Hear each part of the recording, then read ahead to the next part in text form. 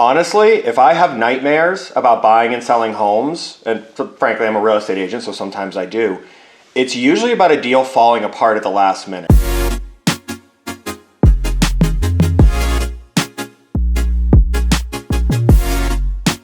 Welcome to my classroom. I'm Chris Collette, the real estate professor, and today, it's fall. We got the wreath up, Halloween, Thanksgiving. It's that time of year. It's cold out. I guess in the spirit of Halloween, I want to talk about the scariest thing that you can have to deal with in the buying process, and that's a bad mortgage lender. Honestly, if I have nightmares about buying and selling homes, and frankly, I'm a real estate agent, so sometimes I do, it's usually about a deal falling apart at the last minute, right? You got your stuff all packed up, things are ready to go, your stuff's in a U-Haul, you've already moved out of your other house, you're going to buy a house, and at the last second, something goes wrong, you can't buy the house, the deal falls apart, you're suddenly homeless. The scariest thing about it is that most of the times it's not your fault, it's not the buyer's or the seller's fault, it's not the agent's fault. Most of the time it's because something went wrong with the mortgage, with the financing. So the scariest thing about buying a house for Halloween is what goes wrong with the lender. So let's talk today about how to keep that from happening so you can have a calm and peaceful Halloween.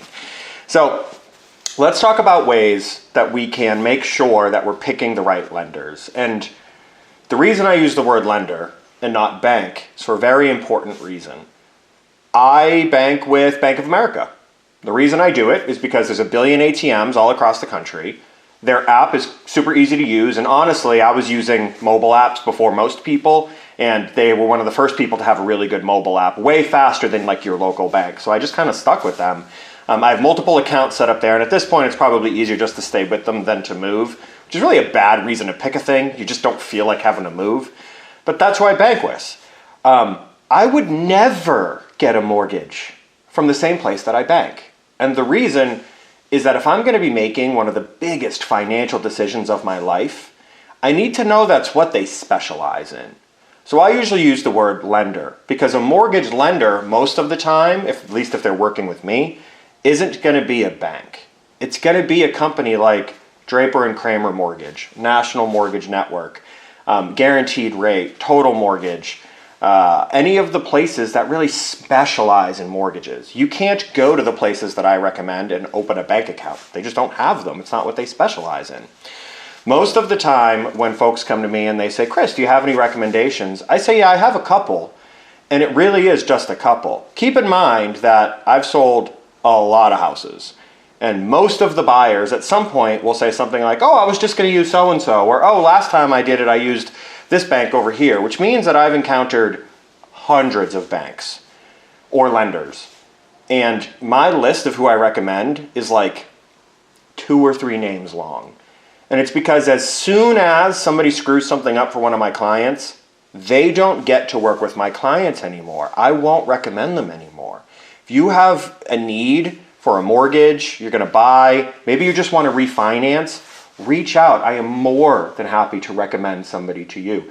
The people that I tend to recommend, it's because they've been perfect from day one. They have great customer service, and I want to give you an example. So, real estate really isn't 9 to 5, Monday through Friday. Let's face it, if you're watching this video right now, there's a good chance you're at home on your couch and it's a weeknight or a weekend. You're probably not in a business meeting on a Tuesday afternoon because you have to work.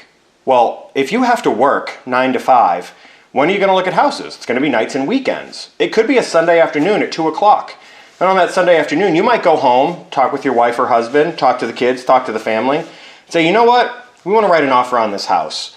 Let's have dinner. I'm going to connect with the agent. We'll do the paperwork and we're good to go. Well, it's now Sunday at 6 o'clock at night, and maybe offers are due at 8, or maybe they're due at 10 a.m. the next morning. Which bank are you going to call? Think really hard. Which bank are you going to call on a Sunday at 7 o'clock at night to get a pre-approval? Yeah, me neither. I can't think of any either. And it's because banks don't work real estate hours.